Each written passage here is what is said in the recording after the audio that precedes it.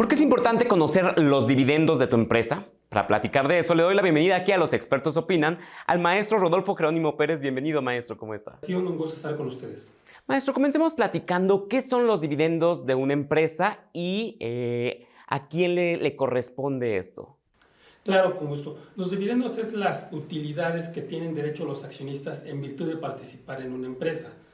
Poniéndolo en un ejemplo sencillo, si hay dos accionistas, uno de ellos tiene 70% y uno 30% de las acciones, al momento de que se genere una utilidad, a uno le corresponde el 70% de esa utilidad y al otro el 30% restante. ¿Esto entonces solo le corresponde a los accionistas de una empresa? A los accionistas o socios, porque podemos tener en el ámbito sociedades de personas, que son las sociedades en nombre colectivo, sociedad en comandita simple, o podemos tener sociedades de capital, por naturaleza las sociedades anónimas. Entonces va a depender del tipo de sociedad de que se trate. Maestro, ¿y cómo se calcula y se reparten los dividendos a estas personas? Bueno, para la repartición, la Ley General de Sociedades Mercantiles señala algunas reglas.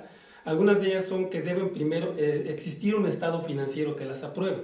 Tiene que estar un estado financiero aprobado por los accionistas y se tienen que cumplir algunas formalidades. Entre ellos, el que si existen pérdidas contables, previamente se tienen que haber eliminado, se tiene que haber creado la reserva legal de esta compañía y primordialmente es que no se le puede privar a ningún socio de esos dividendos.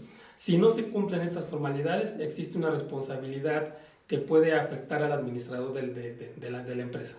Entonces, ¿cuántos tipos de dividendos existen, maestro? Tenemos por naturaleza los dividendos normales, los que se generan de las utilidades propias de la empresa. Y estos van a depender de la empresa que en algún momento decida repartirlos o distribuirlos a sus socios accionistas.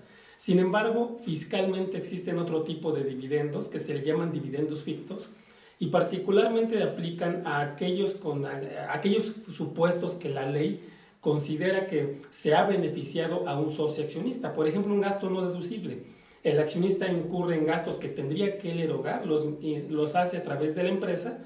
Entonces la ley considera que es el equivalente a la distribución de un dividendo con la causación del impuesto correspondiente.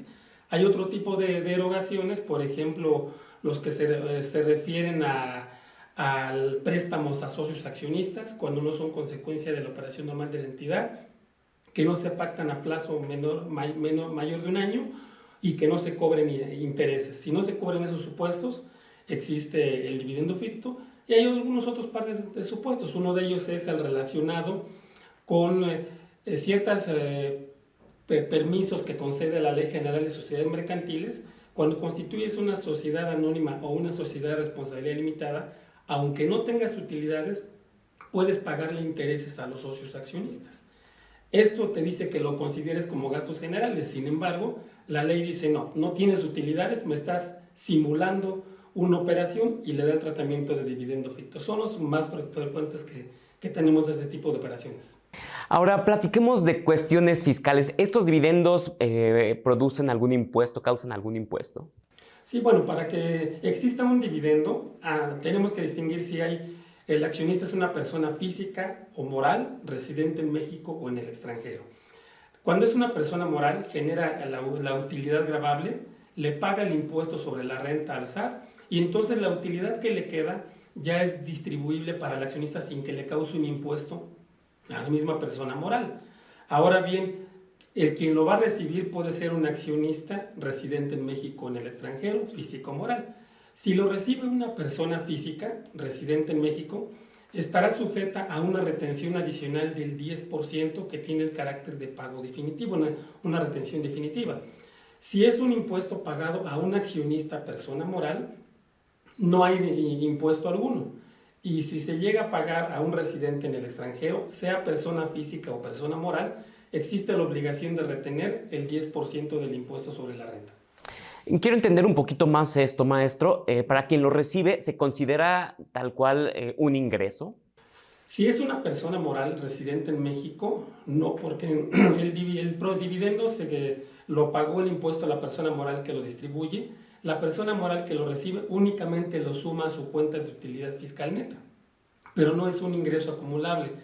Si lo recibe una persona moral, pero pensemos que una empresa mexicana es accionista de una empresa extranjera y la extranjera le recibe el dividendo, tiene la obligación de acumularlo, pagar el impuesto sobre la renta y en su caso acreditar el impuesto que le hubieran retenido en el extranjero.